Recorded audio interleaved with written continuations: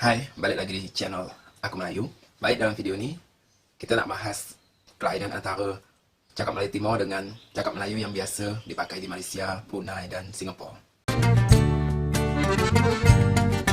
Dalam cakap Malaysia sehari-hari itu biasanya kata tak dipakai di setiap tempat. Jadi misalnya dalam kau pergi tak kemarin?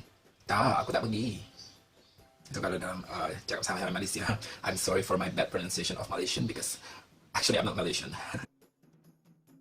Kalau dalam cakap Melayu Timur, biasanya kami bilang, kau pergi tak kemarin? Dah, aku tak pergi.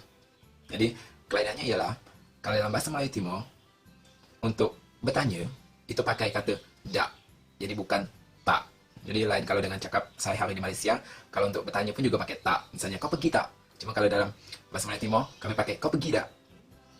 Untuk menjawab pertanyaan, untuk menjawab pertanyaan itu juga pakai dak kalau dalam cakap Melayu Timur. Sementara kalau dalam cakap Malaysia sehari-hari, itu juga pakai tak. Untuk jawab misalnya tadi kan, sudah ada orang bertanya, dan tu dijawab, tak, aku tak pergi. Itu kalau dalam cakap Malaysia.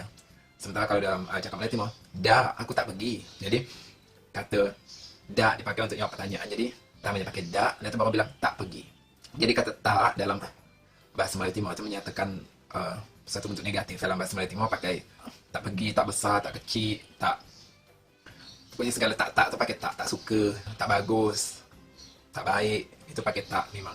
Cuma kalau dalam bertanya dan menjawab pertanyaan itu pakai dak kalau dalam cakap Melayu Timur. Itu fasa yang agak lain dari cakap Melayu Timur dengan cakap Malaysia sehari-hari, ialah dalam mengucapkan I want atau aku tanda. Jadi kalau dalam cakap Malaysia biasanya pakai aku tak nak, aku tak nak, aku tak nak. Sementara kalau cakap Melayu Timur itu kami pakai kata tanda, tanda, aku tanda, aku tanda. Dan cakap Melayu Timur juga sering pakai nak, misalnya aku nak makan, nak minum, atau nak main.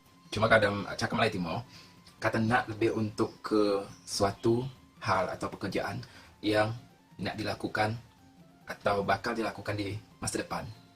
Misalnya nak main, artinya mainnya mungkin 5 minit lagi atau beberapa saat lagi baru main macam itu. Sementara kalau dalam cakap Malaysia, kata nak betul-betul menggantikan kata mau dalam Melayu standar. Jadi kalau dalam bahasa cakap Malaysia dia kata tak nak, kau nak tak, kau nak tak. Cuma kalau dalam bahasa Melayu Timur, kata mau itu digantikan dengan kata hendak, hendak. Jadi hendak ia berasal dari kata hendak, hendak. Cuma kalau dalam cakap sehari-hari, orang Melayu Timur bilangnya hendak. Jadi misalnya, aku tanda, tanda berasal dari kata tak hendak. Jadi kalau orang Melayu Timur pasti pakai kata tanda, bukan tak nak. Jadi tanda, tanda. Aku tanda.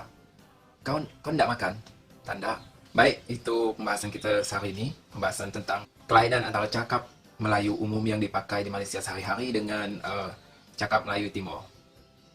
Jangan lupa bagikan saluran ini ke kawan yang lain, terutama orang Melayu yang lain atau segala orang lah, untuk menambah pengetahuan tentang Melayu, khususnya Melayu Timur. Terima kasih. Bye.